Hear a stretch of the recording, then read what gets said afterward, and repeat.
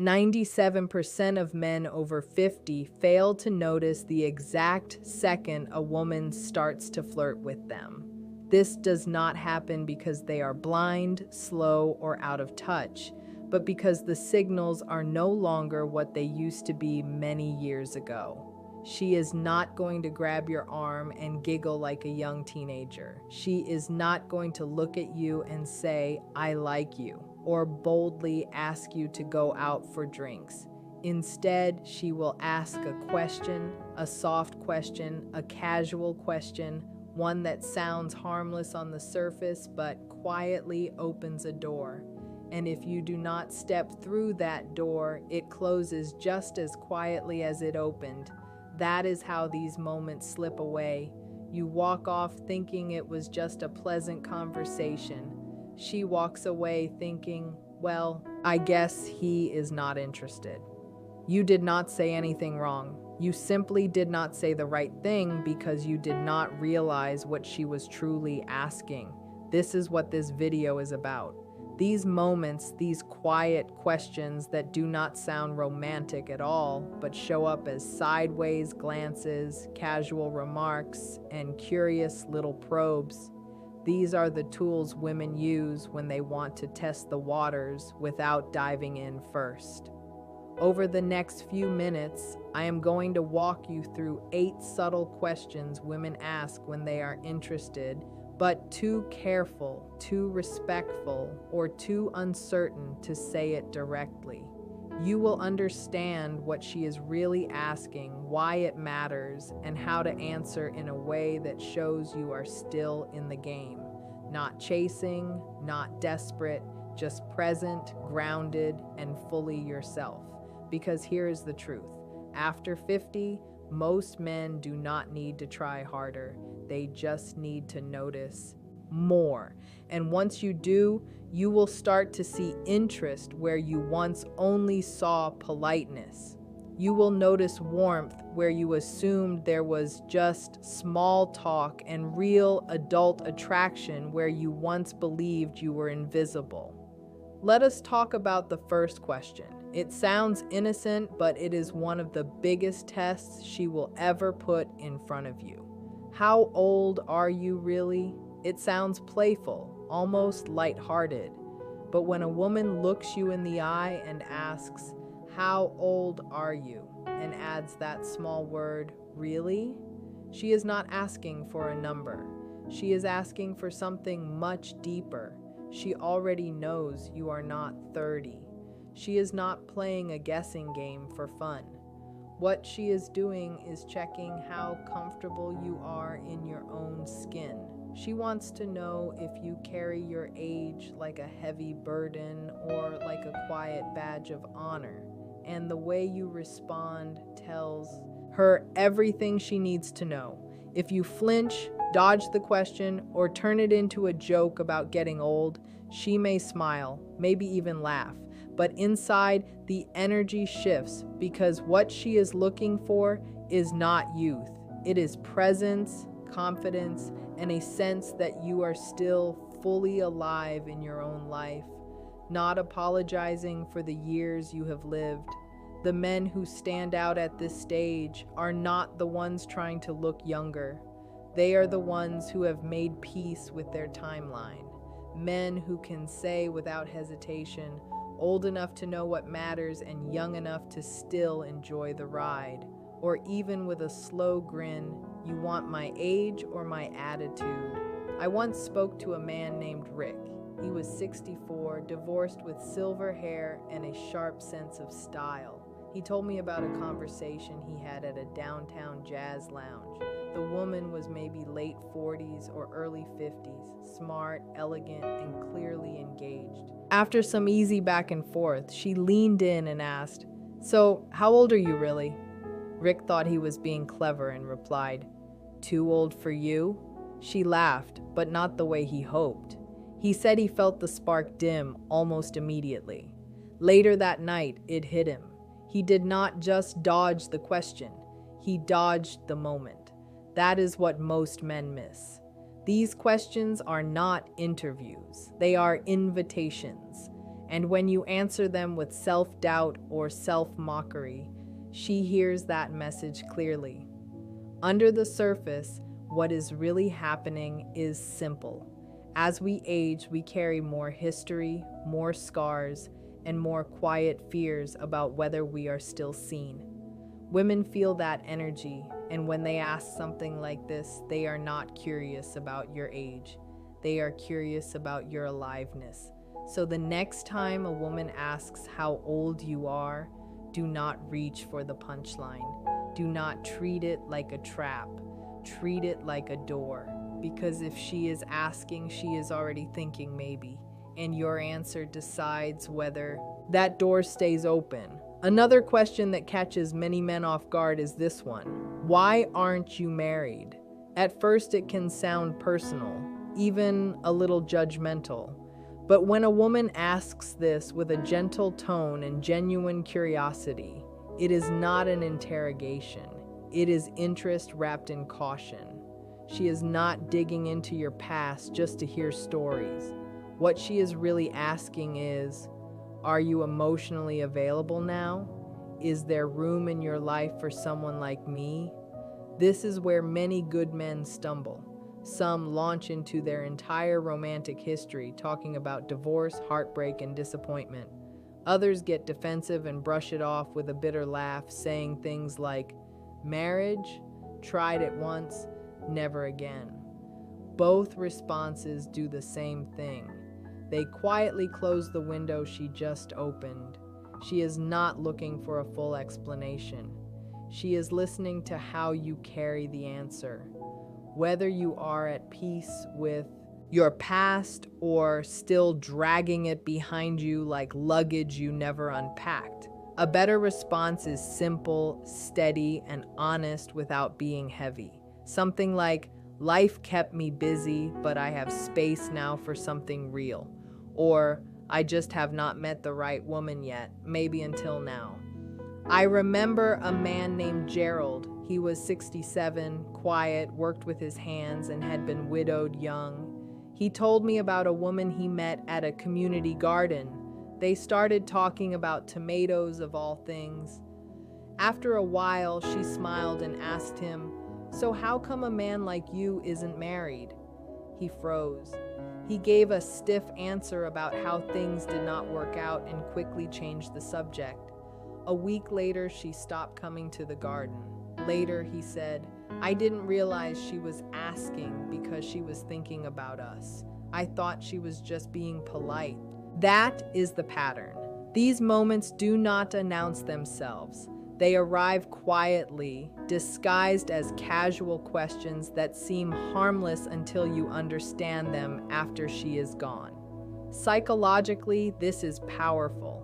She is feeling something but does not want to risk being vulnerable unless you show her it is safe. If your answer sounds bitter or closed, she steps back. If it sounds calm, open, and lightly warm, like a man who has done the work and is ready for something new, it tells her everything she needs to know. So when someone asks why you are not married, do not give her a reason to regret asking. Give her a reason to wonder what could come next. Another question that often shows up is this one. Do you date younger women? This question throws many men off balance. Some hear it as a compliment, others treat it like a trap.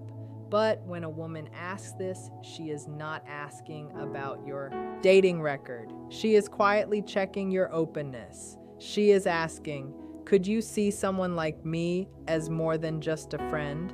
Most of the time, she is not looking for a simple yes or no. She is listening for whether you make her feel seen, respected, and not compared to some imaginary group of younger women. She wants to know if the connection happening right now matters more to you than a number on a calendar. Where men mess this up is predictable. Some puff up and brag about younger dates as if they are trying to prove something. Others shut it down by saying, "I'm way too old for you," cutting off the possibility before she even finishes the thought. Both responses miss the point because what she is really asking is, do I have a chance? A better answer keeps the focus on connection, not age. Something like, I don't date by age, I date by energy and how we connect. Or, I care more about how a woman makes me feel than when she was born. I knew a man named Marcus. He was 59, well-dressed with a quick wit. He met a woman at his favorite bookstore. She was in her mid-40s, bright-eyed, and asked him for a recommendation. They talked, laughed, and grabbed coffee nearby. Then she leaned back and asked, "Do you usually date younger women?" He paused, smiled, and said, "I like women who bring good energy.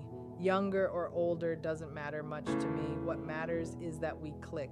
She smiled, not politely, but with interest. That conversation led to dinner. Dinner turned into something more. That is the power of presence, not fumbling when the question is not really about what it sounds like. Because when a woman asks this, it is often about permission. She wants to explore the possibility without putting herself too far out there. She wants to know you will meet her halfway and not make her feel foolish for asking. At this stage of life, attraction is not about clever lines or games. It is about responding with clarity, kindness, and just enough spark to keep the door open. And when she asks if you date younger women, that door is already cracked right in front of you. The real question is this: do you step through it, or do you let it quietly slip away? This may sound casual, almost like small talk, but when a woman asks, "What kind of woman do you usually go for?" she is not just being curious. She is comparing, weighing, and checking to see if she fits the picture you carry in your mind.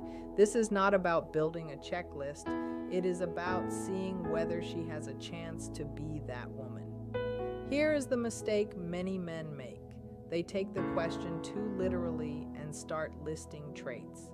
Someone athletic, adventurous, tall, brunette, likes golf, enjoys travel, like they are reading an order off a menu. What they fail to understand is that in that moment, she is watching very closely. She is listening not only to the words you choose, but to what your answer reveals about how you view women.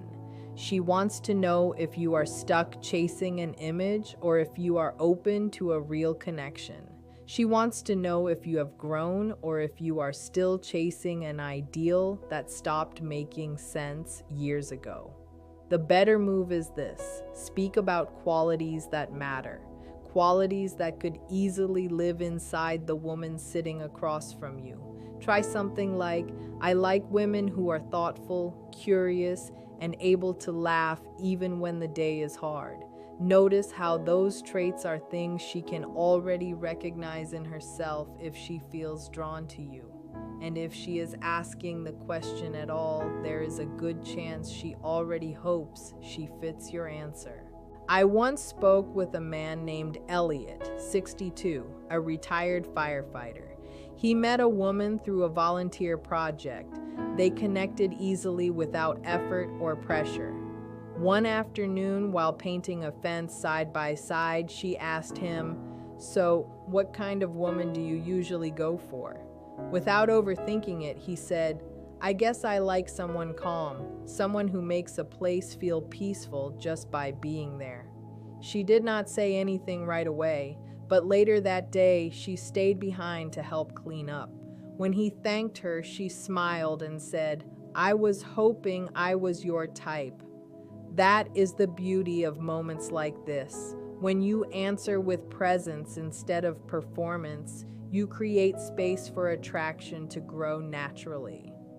From a psychological point of view, this question is a form of self-selection. She is gathering small clues to decide whether she should lean in or pull back. And the way you answer can either confirm her interest or quietly shut the door. So the next time a woman asks what kind of woman you usually go for, Do not describe a fantasy. Describe the kind of connection you want to build, because chances are she is not asking as a friend. When a woman asks, "Are you always this charming?" it usually comes with a smile, maybe even a soft laugh. It sounds like a compliment, but it carries more weight than most men realize. She is doing two things at once. She is acknowledging the spark she feels, and she is testing how you will handle it. This is one of those rare moments when attraction rises right to the surface, gentle but clear. The compliment is genuine, but the question beneath it matters even more. What she is really asking is whether you can stay present without dropping the moment, whether you can accept warmth without hiding behind humor. Many men pull back right here. They brush it off, deflect, or make a joke. Only on Tuesdays. Guess I'm having a good day. And just like that, the spark fades. A better response stays light but grounded. Something like, "Only when I'm around someone who brings it out in me," or "I save it for moments that matter." When you respond this way, your tone says, "I'm here, I see you, I'm not afraid of this moment." That makes her feel safe enough to stay in it with you. Alan, 68, a quiet widower, once told me about a dinner party where a woman leaned in and asked, "Are you always this charming, or is it just tonight?" He smiled and said, "That depends. Are you always this curious, or am I just lucky?" He said she held his gaze a little longer after that, with a look that said, "Now we are getting somewhere." This question is not really about charm. It is about chemistry. It is a gentle way women show interest. Your role is not to impress. It is simply to receive the moment without shrinking away from it. When a woman asks, "Why don't you have a girlfriend?" it may sound simple, but it carries real meaning. She is no longer just talking. She is wondering if there is room in your life for someone like her. She is not asking about your schedule. She is asking if you are emotionally open. Many men answer this question in ways that sound closed without realizing it. They say things like, "I'm set in my ways," or "I like my freedom," or "Relationships are too much trouble now," and the door quietly closes. She is not just asking if you are single, she is asking if you are available. The best answer leaves space for possibility. You might say, "I've been waiting for something that feels real," or "I took my time, but I'm still open to being surprised." William, 71, calm and confident, was once asked this at an art gallery. He replied, "I spent time learning how to be a better man. Now I'm ready for a better kind of love." He said her eyes never left his after that. Women later in life are just as afraid of rejection as men. Instead of stating their feelings directly, they ask questions like this. Brave questions disguised as curiosity. How you answer tells her whether it is safe to go deeper or safer to pull away. And then there is the question, would you ever date someone like me? This is the closest thing to a confession. She is not fishing for praise, she is placing herself in front of you. Even if she smiles, there is vulnerability underneath. Many men freeze here, they go neutral, they change the subject, and she pulls back, feeling exposed. The best answer is not clever, it is honest. "I'd be lucky to," then stop talking. Charlie, 66, former military, once told me about a walk at sunset when a woman asked him this. He paused and said, "Yes, I already am in my mind." She took his hand and did not let go. These questions are not casual. They are openings, quiet doors being unlocked. The real question is never what she asks. The real question is whether you choose to step forward when the moment arrives. One of the most powerful things to understand about these moments is that they are not about finding the perfect line. They are about the energy you hold when the question is asked. After 50, a woman is rarely looking for a performer. She is looking for a partner who is comfortable with the truth of his life. This brings us to another subtle probe that many men mistake for a casual comment. She might look at your hands or your home and ask, "Do you do everything yourself?" It sounds like she is asking about your chores or your DIY skills. But beneath that, she is checking for your level of isolation. She is asking if you have built a life that is so closed off and self-sufficient that there is no room for anyone else to contribute. If you answer by bragging about how you never need help and how you have everything under control, you are accidentally telling her that she isn't needed. A better way to respond is to acknowledge that while you are capable, you still value connection. You could say, "I've learned to handle a lot on my own, but I've also learned that things are usually better when shared." This tells her that while you are a strong, independent man, your heart is not a fortress. Another quiet signal comes when she asks, "What do you do with your weekends?" This is almost never a request for a literal schedule. She isn't asking if you mow the lawn on Saturday or watch the game on Sunday. She is looking for the shape of your life. She wants to see if your world is full of curiosity and movement, or if you are simply waiting for time to pass. If you say, "Not much, just the usual," you are signaling that your world is shrinking. But if you talk about a hobby, a place you visited, or even a book that made you think, you are showing her that you are still a man who is growing. You are showing her that if she joins your life, she is joining an adventure, not a routine. She is testing to see if you have retired from life itself or just from a career. There is also the question of your past. She may ask, "What was your longest relationship like?" This is a moment where many men feel they have to defend their history. They either speak too much about their ex-partners or they try to hide the past entirely. What she is actually checking for is your ability to speak with kindness about those who are no longer in your life. If you speak with bitterness, she assumes you will eventually speak about her that way too. If you speak with peace and a bit of what you learned, she sees a man who has gained wisdom from his scars. This is the stage of life where emotional baggage is normal, but the way you carry it makes all the difference. She wants to see if you are carrying it in your hands, ready to drop it, or if you are still wearing it like a heavy coat. Finally, remember that the most important question is the one she never asks out loud. Am I safe to be myself with you? Every small interaction, every casual joke, and every time you listen without interrupting is an answer to that unspoken question. In your 20s, attraction was often about flash and excitement. After 50, attraction is about being seen. When you notice these quiet doors she is opening, you are telling her, "I see you, I hear what you are really saying, and I am here." That is the most attractive thing a man can be. It is not about being a hero. It is about being a witness to her life while standing firmly in your own. The doors are opening all around you. You just have to be brave enough to notice the handle is already turning. As you move deeper into these interactions, you will encounter another question that often feels like a test of your status.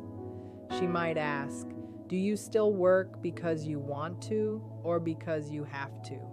On the surface, it sounds like she is asking about your bank account or your retirement plan. But what she is actually looking for is your sense of purpose. She wants to know if you are a man who is driven by passion and interest, or if you are a man who is just tired and running out the clock. If you complain about the daily grind, she sees a man who is stuck. If you speak about your work or your projects with a sense of pride and choice, she sees a man who still has a fire inside him. It is not about the money, it is about the energy you bring to your days. She wants to know if you are still building something, even if that something is just a life that feels meaningful to you. You might also hear a question that sounds a bit more vulnerable, such as, "Do you ever get lonely living on your own?" This is a very delicate moment. If you answer with a quick, "No, I love my peace and quiet," you might be building a wall that she cannot climb over. You are telling her that you are perfectly fine without anyone. On the other hand, if you sound too sad, you might come across as desperate for a fix. The best way to handle this is with honest balance. You could say, "I value my independence and I have worked hard for it, but I definitely miss the spark that comes from having the right person around." This answer shows that you are not needy, but you are open. It tells her that while you are okay on your own, life could be better with her in it. It gives her permission to imagine herself filling that space. Another signal happens when the conversation turns toward the future. She might ask a what-if question, like, "If you could go anywhere right now, where would you go?" This is an invitation to dream together. She is